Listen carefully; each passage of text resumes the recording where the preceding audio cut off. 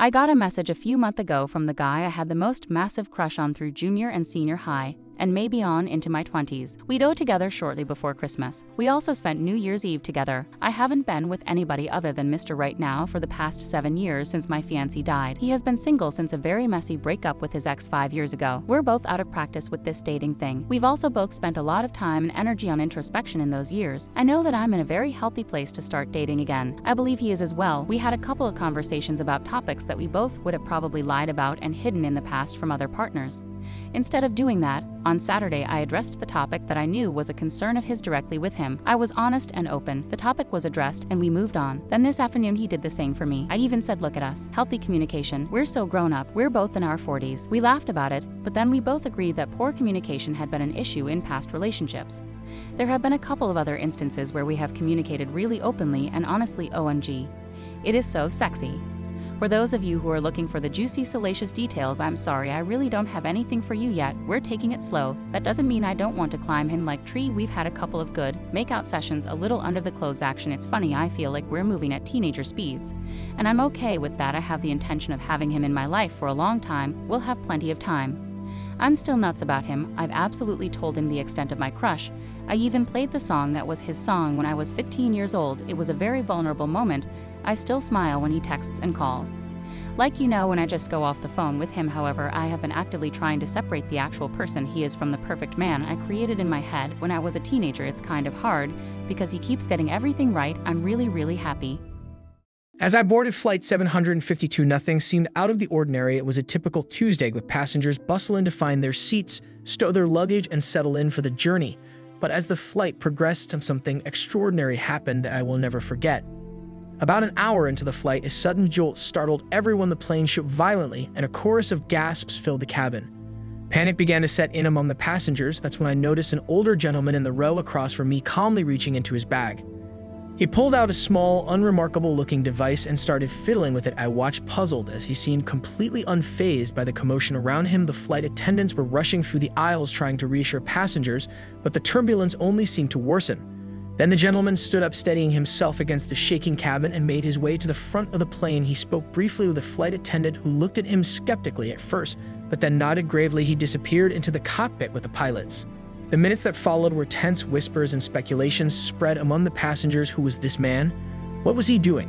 I felt a mix of fear and curiosity.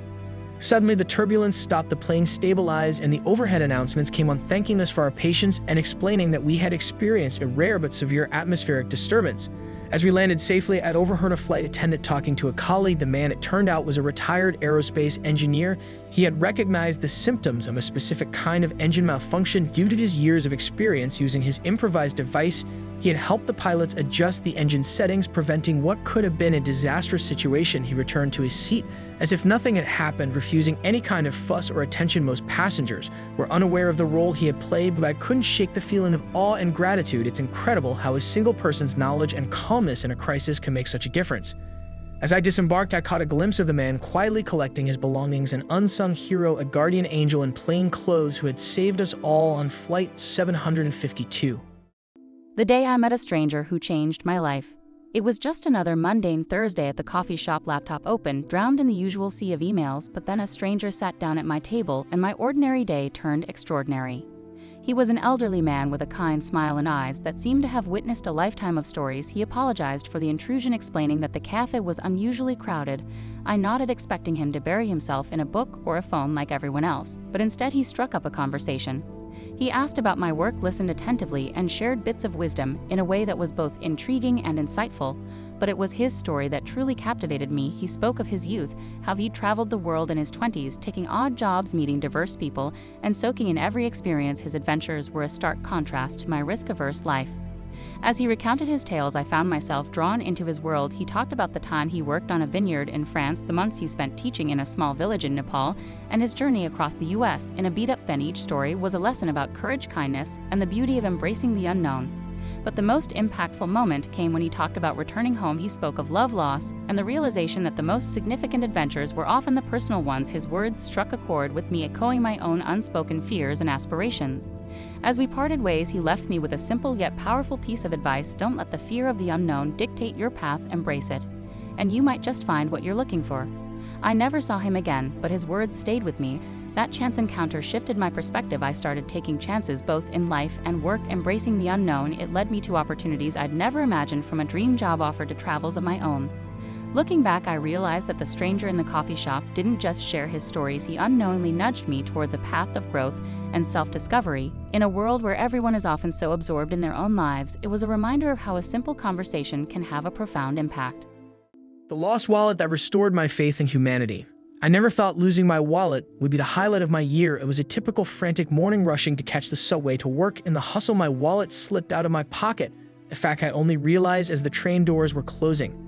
Panic set in. Immediately my wallet contained everything: my ID, credit cards, and the few precious photos of my late grandmother. I felt a wave of despair, not just for the lost items, but for the loss of those irreplaceable memories. The rest of the day was a blur. I canceled my cards and filed a report with the transit authority, but my hope was low. In a city of millions, what were the chances of getting it back? 2 days later, a miracle happened. A package arrived at my door with no return address. Inside was my wallet intact. Every card, every note, every photo was as I had left it, but there was something extra: a letter.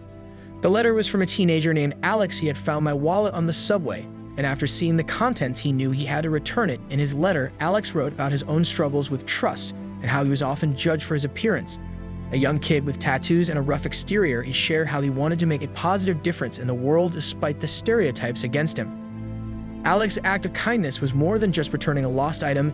It was a reminder of the goodness in people, a challenge to my own prejudices, and a beacon of hope in a world that often feels devoid of it.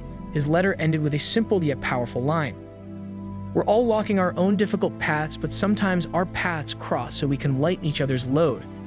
I tried to find Alex to thank him, but my efforts were in vain. He had chosen to remain an anonymous hero, a guardian angel in the rush of city life. His gesture changed me. I became more trusting, more open, and more hopeful. Alex's act of kindness, embodied in a returned wallet, was a small deed with a monumental impact. It restored my faith in humanity and reminded me that in a world full of chaos, acts of kindness are powerful and transformative. The mysterious note in an old library book. It was a rainy afternoon when I found a hidden message that would change my perspective forever. As a regular at the local library, I had my routine down to a science. Find a cozy corner, pick out an old novel, and escape into another world. But this time, tucked between the worn pages of a forgotten classic, was a small folded note. Curiosity piqued. I unfolded the paper.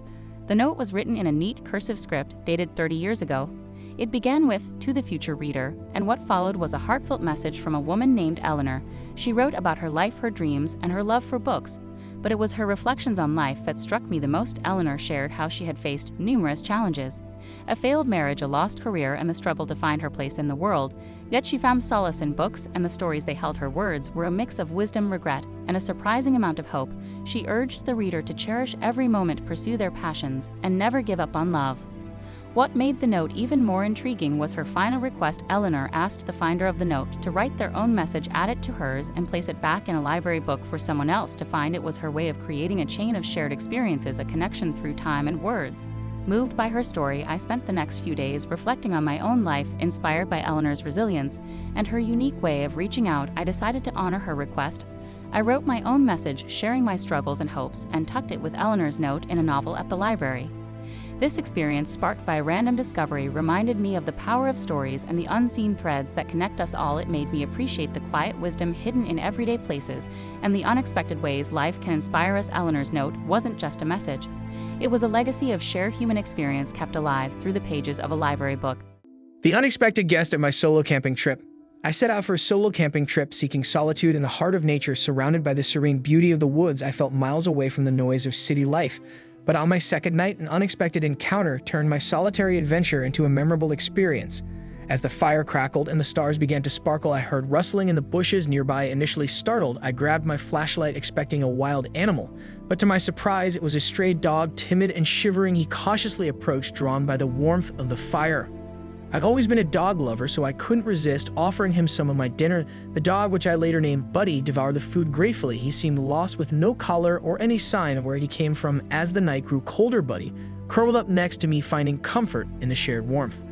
Over the next couple of days, Buddy became my shadow. We hiked together, explored the woods, and he even accompanied me while fishing. There was an unspoken bond between us, a mutual understanding and companionship that filled the void of loneliness. But reality struck on the final day of my trip. I knew I couldn't leave Buddy behind, yet I was unsure if taking him home was the right decision. As I packed up my camp, torn between choices, Buddy sat by watching me with his big trusting eyes. The decision was made for me when I found a tag hidden under his fur with a phone number. Turns out Buddy was a beloved pet who had gone missing a week ago. His family lived a few miles from the campsite. When I called, their relief and joy were palpable over the phone. Reuniting Buddy with his family was bittersweet. As they thanked me, I realized how this unexpected guest had not only kept me company, but also reminded me of the unexpected connections we make in life. Buddy's brief presence in my solo trip taught me about the joy of unexpected friendships and the warmth of kindness.